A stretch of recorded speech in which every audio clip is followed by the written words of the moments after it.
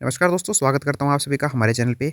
दोस्तों, आज जो हमारा टॉपिक है वो है पॉलिटिकल साइंस से और जो टॉपिक का नाम है वो है समानता, इसकी परिभाषा और इसके विभिन्न पहलू।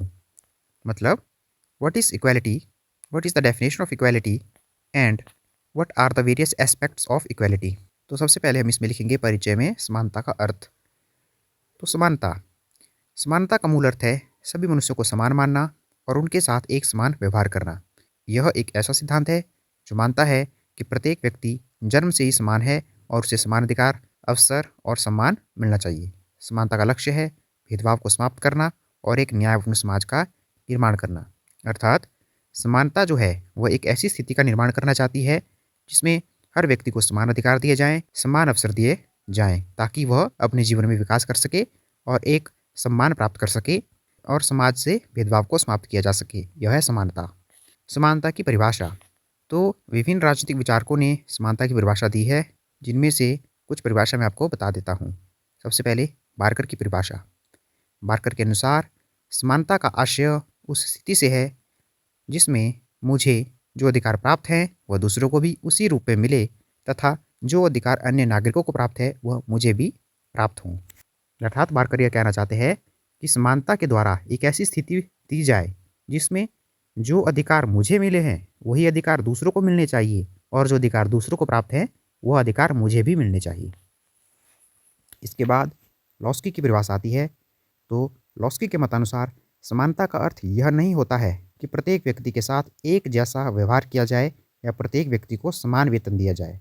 यदि एक मजदूर का वेतन प्रसिद्ध वैज्ञानिक या गणितज्ञ के बराबर कर दिया जाए तो इससे समाज का उद्देश्य नष्ट हो जाएगा। इसलिए समानता का अर्थ यह होगा कोई भी विशेष अधिकार वाला वर्ग नहीं रहे तथा सबको विकास के समान अवसर प्रदान किए जाए। अर्थात लॉस्की का मानना यह है कि समानता का मतलब यह नहीं है कि सभी व्यक्ति के साथ एक समान व्यवहार किया जाने लग जाए और सभी व्यक्तियों को एक समान वेतन दिया जाए, बल्कि उनका मानना यह था कि समानता एक ऐसी स्थिति होगी जिसमें कोई भी ऐसा वर्ग नहीं होगा जिसको कोई विशेष अधिकार प्राप्त होंगे, बल्कि सभी को विकास के समान अवसर मिलेंगे। अब आता है हमारा जो मेन प्रश्न हमसे पूछा गया था, समानता के विभिन्न पहलू या वेरियस एस्पेक्ट्स ऑफ इक्वालिटी। तो सबसे पहले जो हमारे पास इसमें आता है वो है कानूनी समानता अर्थात लीगल इक्वालिटी। इसका अर्थ यह है कि कानून के समक्ष सभी व्यक्ति समान हैं। किसी भी व्यक्ति के साथ जाति, धर्म, लिंग या अन्य आधार पर किसी भी प्रकार का भेदभाव नहीं किया जा सकता है।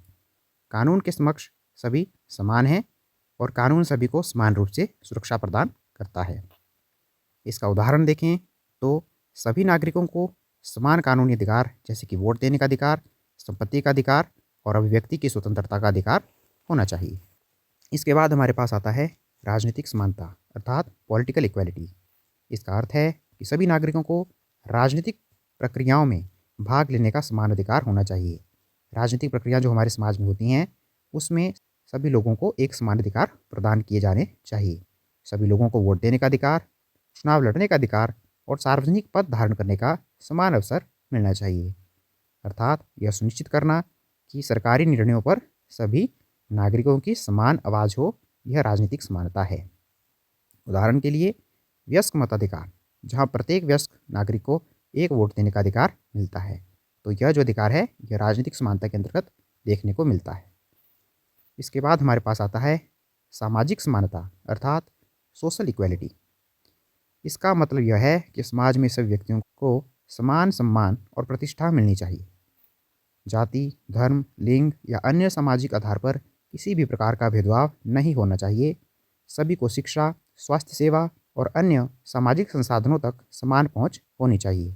अर्थात समाज के हर नागरिक को शिक्षा, स्वास्थ्य सेवा और जो अन्य सामाजिक संसाधन हैं वे सभी प्राप्त होने चाहिए बिना किसी भेदभाव के। इसका उदाहरण है सभी बच्चों को समान शिक्षा के अवसर मिलना बिना किसी भेदभाव के। इसका उदाहरण है प्रारंभिक शिक्षा में हर व्यक्ति को निःशुल्क शिक्षा प्रदान करना जो कि सरकारी संस्थानों में कराई जाती है। यह सामाजिक समानता के अंतर्गत आती है। इसके बाद हमारे पास आता है आर्थिक समानता अर्थात इकोनॉमिक इक्वालिटी। इसका अर्थ है कि धन और संसाधनों का समान वितरण होना चाहिए। यह गरीबी और आर्थिक असमानता को कम करने पर केंद्रित है, क्योंकि जब आर्थिक समानता होगी तो उससे गरीबी और आर्थिक असमानता को दूर किया जा सकेगा।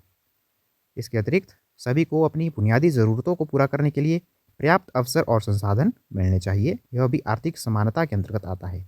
उदाहरण के लिए समान काम के लिए समान वेतन और सामाजिक सुरक्षा जाल जो कमज़ोर वर्गों की सहायता करते हैं, यह भी आर्थिक समानता के अंतर्गत आता है।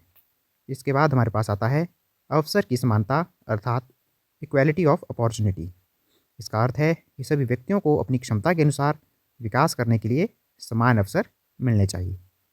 अवसर की समानता वह समानता है कि अगर कोई व्यक्ति किसी काम को करने के लिए सक्षम है तो उसको उस कार्य करने के लिए अवसर प्रदान किए जाने चाहिए।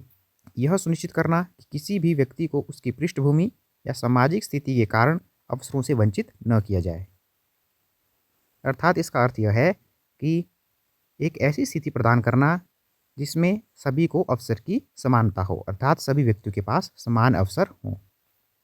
उदाहरण के लिए सभी छात्रों को गुणवत्तापूर्ण शिक्षा तक समान पहुंच और योग्यता आधारित रोजगार के अवसर, यह भी अवसर की समानता में देखने को मिलते हैं।